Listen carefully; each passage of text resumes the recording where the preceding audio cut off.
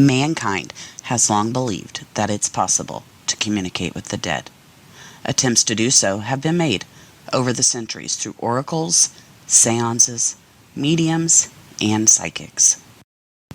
In today's world, with a variety of electronic equipment at our disposal, there might be an easier, more effective way to converse with the spirit world.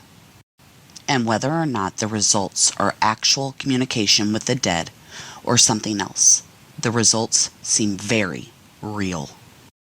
Electronic voice phenomena, more commonly known as EVP, is a mysterious event in which human-sounding voices from an unknown source can be heard on recorded data from audio tape, radio station noise, and other electronic media.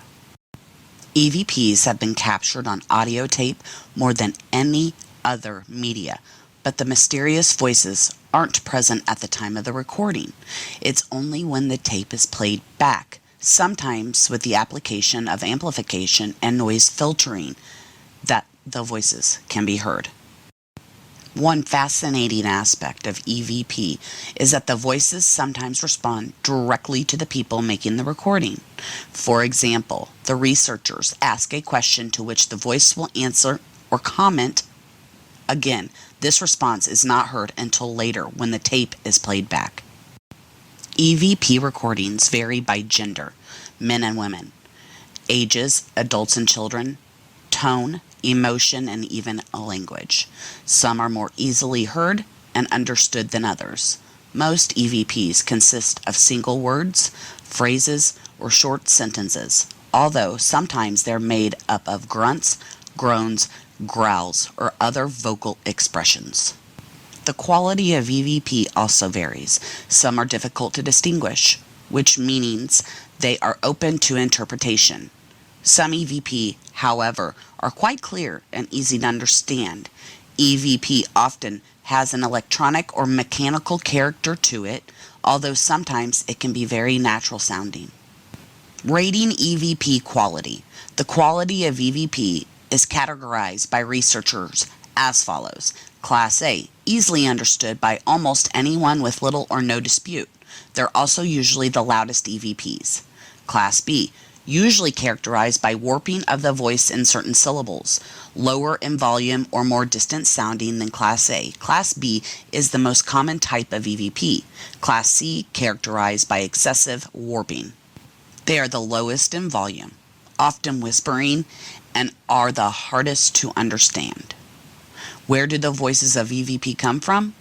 That, of course, is the mystery. No one knows. Some popular theories are they are voices of the dead. This is why many researchers go to cemeteries seeking EVPs, often with great success. In this context, the phenomenon is sometimes called instrumental transcommunication, or ITC. They are from another dimension. It's theorized that there may be many dimensions of existence, and somehow beings from some other dimension are able to speak and communicate with our via ECP. A pertinent question, however, is how do they know English and other languages of our dimension? They come from the researcher's own subconscious. It's been suggested that somehow the researcher's thoughts are projected onto the tape. The voice are angelic or demonic in origin. It's a hoax. Skeptics assert that there is nothing to EVP at all, that the voices are either faked, random noise interpreted as voices, real voices already on the tape, or voices picked up from radio, cell phones, or other sources. Well, it may not be common knowledge. In the 1920s, Thomas Edison tried to invent a device capable of communicating with the dead. At the time, Edison wrote, "If our personality survives, then it is strictly logical or scientific to assume that it retains memory, intellect, other facilities, and knowledge that we acquire on this earth.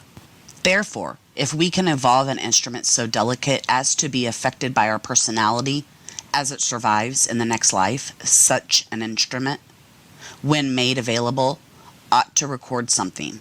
Edison never succeeded with the invention, obviously, but it seems he did believe that it might be possible to capture disembodied voices with a recording device.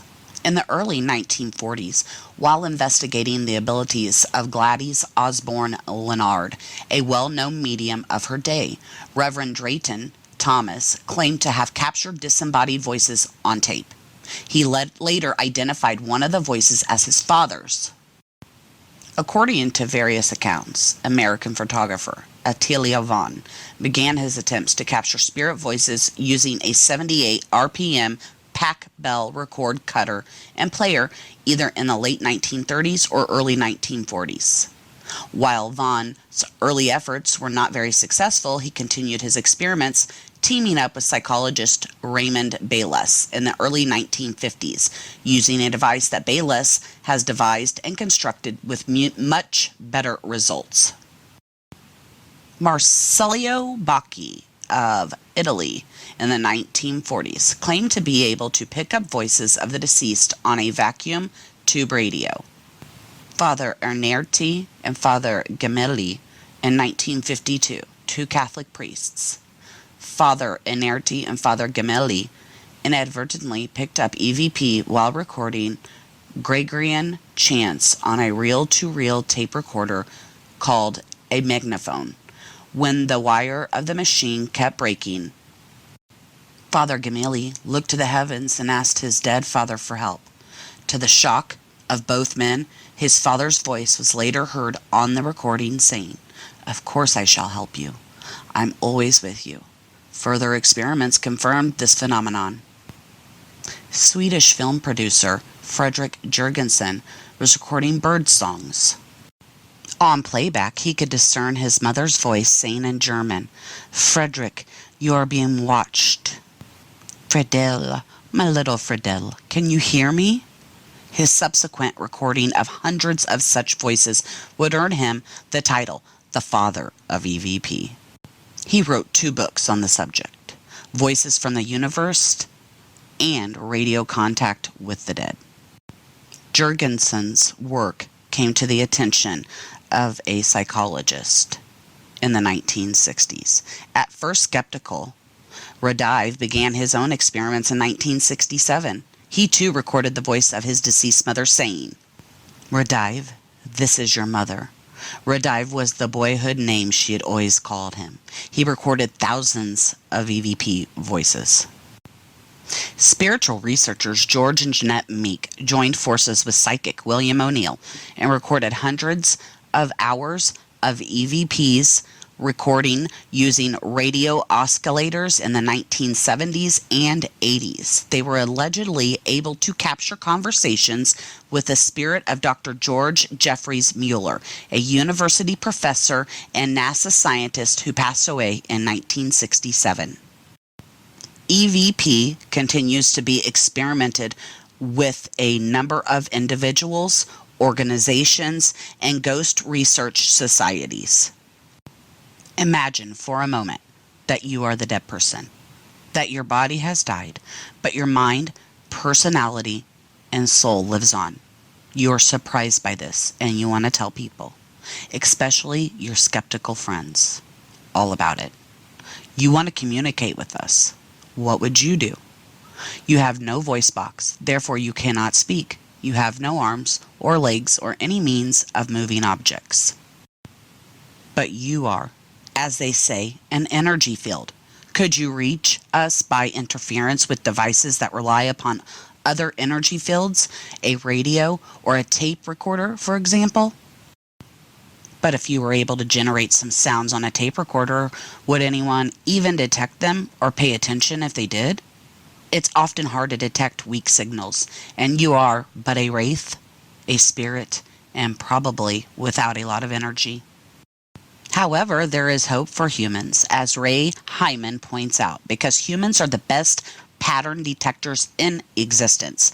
Pattern detection is the example, would be the ability to discriminate signal from noise. This is exactly what is happening, according to some people. If you listen carefully, they say you can hear the voices of the dead in tape recordings. EVP is a process whereby unexplained snatches of voice or voices are embedded onto magnetic recording tape by a process that is not yet fully understood. The embedded ghost voice can be heard when the magnetic audio tape is played back on a standard tape recorder player. Recordings typically last only for a few minutes. This is because intense concentration is required in order to hear the voices on the tape, which usually has to be replayed several times in order to decipher the speech. Use of headphones is recommended. This is why I always recommend headphones when listening for EVPs. I'll leave you with this. The best way to understand the development of EVP is to go back a little time. With the rise of spiritualism, beginning with the mysterious rappings of the Fox sisters in the 19th century, there have been many attempts to contact the dead while claiming to be engaged in scientific study.